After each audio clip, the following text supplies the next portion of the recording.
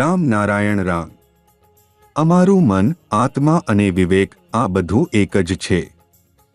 જેમ દૂધમાંથી દહીં, ઘી, માખણ અને મીઠાઈ બનતી હોય એમ જ આપણા મનમાંથી બધું સર્જાય છે. આકાશ પણ ખરેખર આપણું મન જ છે. મન બહુ જ શક્તિશાળી છે. તે ચુંબક કરતાં પણ વધુ શક્તિશાળી છે. જેમ ચુંબક લોખંડને પોતાની તરફ ખેંચે છે એ જ રીતે મન પણ એક પ્રકારનો ચુંબક છે જે દરેક વસ્તુને પોતાની તરફ ખેંચે છે. ચુંબક તો માત્ર લોખંડને આકર્ષે છે, પણ આપણું મન તો અવાજ, પ્રકાશ અને વિચારધારાને પણ ખેંચી શકે છે, બધાને પકડીને લાવી શકે છે. આપણું મન અત્યંત કિંમતી છે.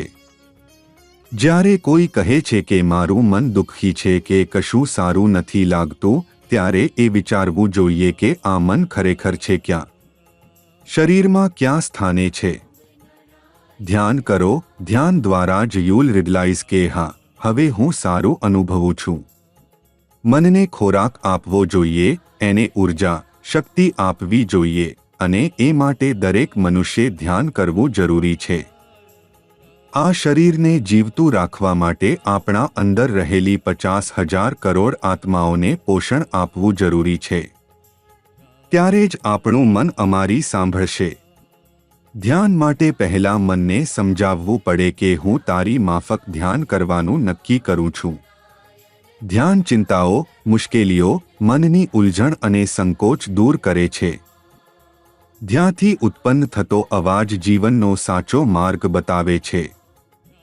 આજના યુગમાં દરેક મનુષ્યએ રામ નારાયણ રામનો જાપ જરૂર કરવો જોઈએ. આ બીજ મંત્ર પોતે એક સંપૂર્ણ મંત્ર છે. જો તમે તમારું જીવન સુધારવા માંગો છો તો તરત જ આ મંત્ર સાથે જોડાઈ જાઓ અને તમારું તેમજ સમાજનું કલ્યાણ કરો. ધ્યાન તમારા જીવનમાં અનેક મોટા અને સારા પરિવર્તન લાવે છે. આજના તણાવભર્યા માહોલમાં દરેક વ્યક્તિ ઝડપથી ડિપ્રેશન, ટેન્શન અને સ્ટ્રેસમાં આવી જાય છે. એટલે દરેકે ધ્યાન કરવું જોઈએ. એથી આપણું ઇન્દ્રિયોચિત નિયંત્રણ વધશે અને મગજ સ્થિર રહેશે. અમે જીવનમાં યોગ્ય અને સચોટ નિર્ણય લેવા માટે ક્ષમતા ધરાવશો. ધ્યાન દ્વારા વ્યક્તિત્વમાં સુધારો આવે છે, નેતૃત્વના ગુણો વિકસે છે, તેમજ જવાબદાર નાગરિકતા અને સમાજ સેવાની ભાવનાનું ઉદ્ભવ થાય છે. જ્યારે પણ તમારું મન કે વિવેક ધ્યાન કરવા કહે, તત્કાળ ધ્યાન શરૂ કરો. જીવનમાં તમે કોઈ પણ કાર્ય કરો, તમારું વિવેક તમને હંમેશા સાચી દિશા બતાવશે. તેથી હંમેશા તમારા અંતરાત્માની અવાજ સાંભળો. આજની પરિસ્થિતિમાં દરેક મનુષ્ય સુખ અને શાંતિની શોધમાં છે. એ માટે અમે જગ્યા ભટકીએ છીએ, પણ એ ભૂલી જઈએ છીએ કે એ શાંતિ તો આપણા અંતરમાં છે. માત્ર આપણને રામ નારાયણ રામ નામ સાથે જોડાવું છે. પછી જુઓ કે કેવી રીતે જીવનમાં ખરેખર સુખની અનુભૂતિ થશે. રામ નારાયણ રામ કરવાથી તમારું ચેતન અને વિવેક જાગે છે. તમે સાચું અને ખોટું વચ્ચેનો ભેદ સમજી શકો છો.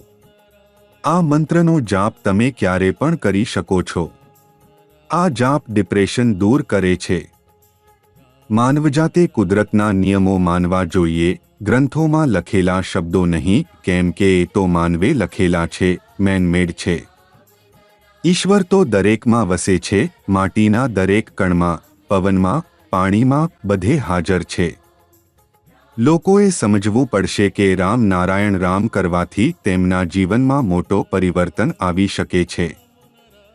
તેથી સતત રામ નારાયણ રામ કરો અને તમારા જીવનને નવી દિશા આપો, જ્યાં ફક્ત સફળતા અને ખુશીઓ હોય.